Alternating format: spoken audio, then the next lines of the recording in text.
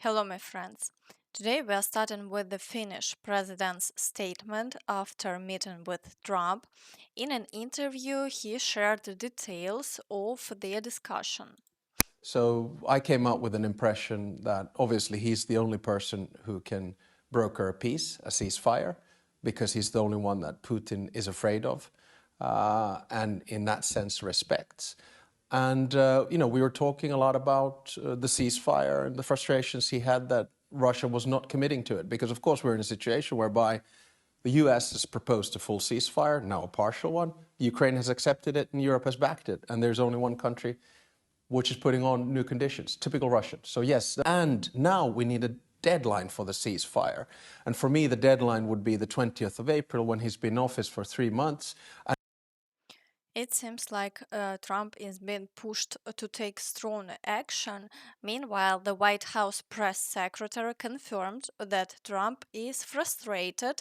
The war hasn't ended yet. How confident is President Trump that he can get a peace deal done in Ukraine? Well, look, the president is working incredibly hard to get a peace deal done between Russia and Ukraine. And he has expressed his displeasure with comments that have been made by leaders of both sides of this conflict. He has expressed what he believes needs to take place in order to see this conflict come to an end. He continues to work very hard on it, and our teams continue to be engaged. Overall, it looks like Trump's plan is falling apart and now he is frustrated. But he still claims he hopes Putin isn't lying and will agree to a ceasefire. At the same time, Trump's former advisor said that so far only Putin is making gains in the negotiations. I think Putin has already secured major concessions from Trump. We have acknowledged that the United States will not push for full restoration of Ukraine's sovereignty and territorial integrity, no NATO membership, no NATO security guarantees, essentially no security guarantees from the US at all. It's clear that everyone sees Trump is losing to Putin at the negotiation table, but Trump refuses to admit it. He still considers Putin a friend. What do you think, friends? Drop your thoughts in the comments. Meanwhile, Kyiv denies reports that Zelensky is preparing for urgent elections. Ukraine's Central Election Commission chairman Oleg Didenko stated that post-war elections will require significantly more time due to the war's aftermath. Preparing for elections after the war will take longer than the current law allows, said CEC Chairman Oleg Didenko. According to the law, parliamentary elections must take place 60 days after martial law ends and presidential elections 90 days after. However, given the consequences of the war, this time frame is insufficient and election procedures need adjustments. A law on post-war elections must be passed. But as we can see, the first steps toward a ceasefire haven't even happened yet. No agreements on resources have been signed either. It's obvious that fully ending this war will take months, and for now, elections aren't even on the table. So let's move on to the frontline situation, starting with the Kursk direction.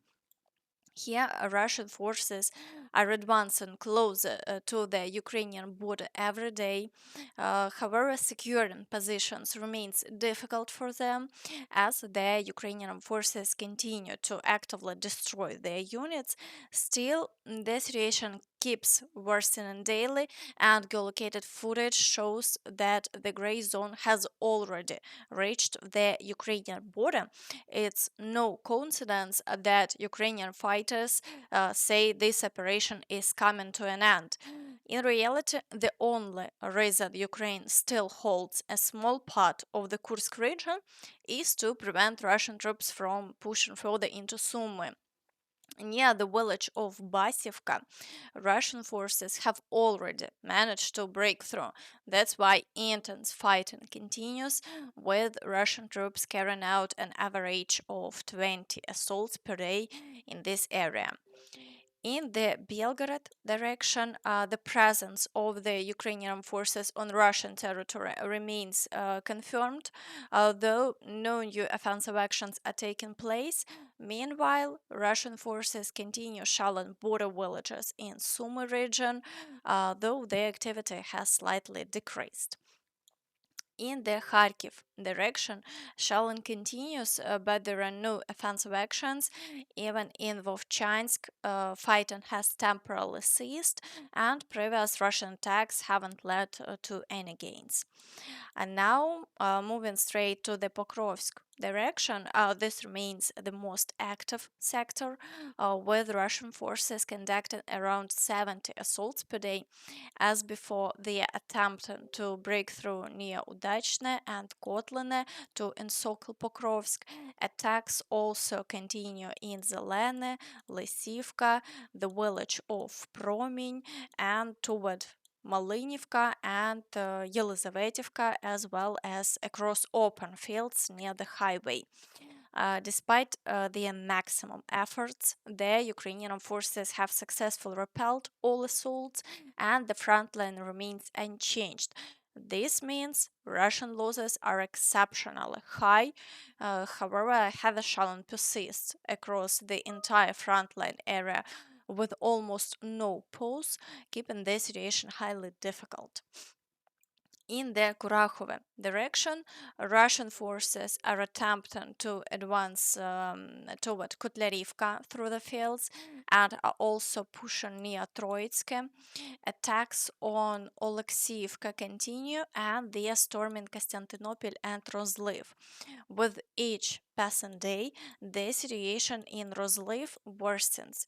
Russian troops are making deeper advances, and while the Ukrainian forces have been trying to eliminate them, reports emerged late last night indicating that Ukrainian forces had to withdraw. Our troops are no longer in the village. The Russians have secured positions and raised their flag in the central and western parts. Rozlyv is now fully under Russian control, except for the southwestern industrial zone, a gray zone, beyond which our defense lines remain.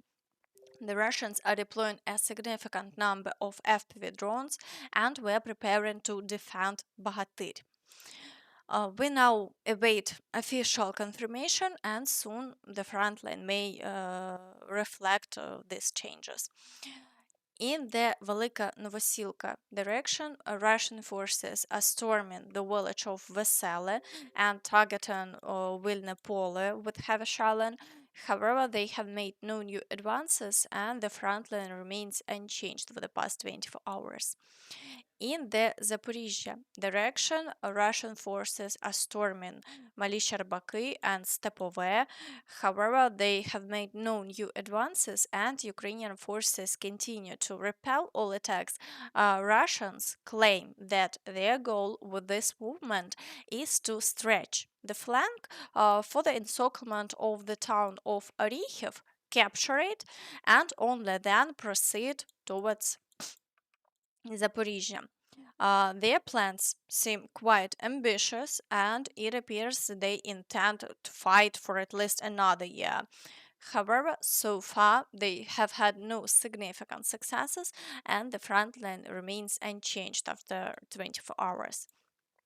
In the Kherson direction, Russian forces are also attempting to break through to the right bank of the river.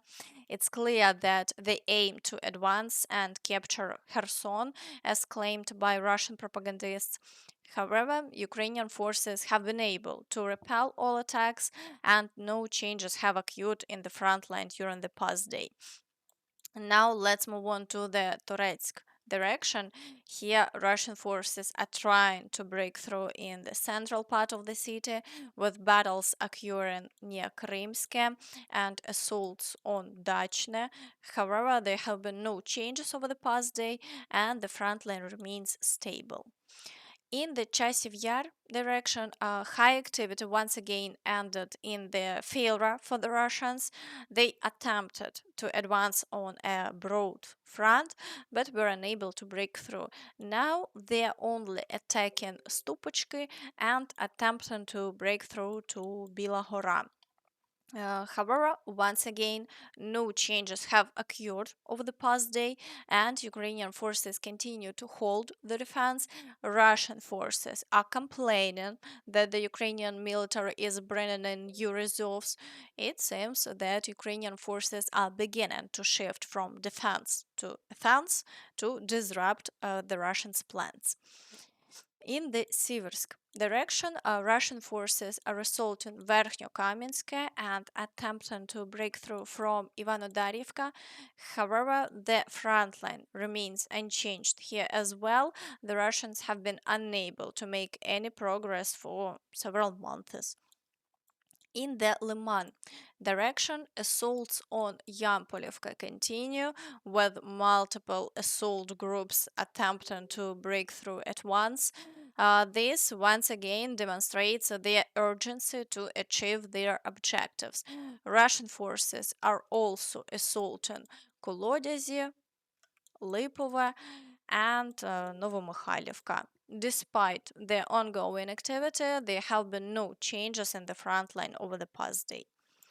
In the Borova direction, assaults on Bohuslavka continue and fighting persists around Raihorodka, where the Ukrainian forces carried out a successful counterattack. However, the Russians haven't been able to regain their lost positions, and the situation remains unchanged. To the south, attacks have stopped, and the situation has stabilized for now.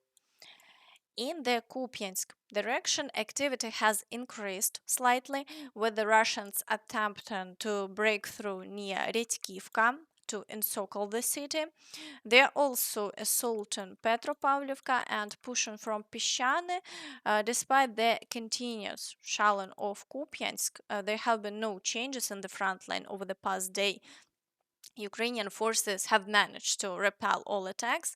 In the area near Dvorichna, Russian forces are assaulting Krasnopershe village, but the Ukrainian forces are preventing them from establish control, and all Russian groupings are being destroyed. Thus, no changes have occurred along the front line. And that's all from me.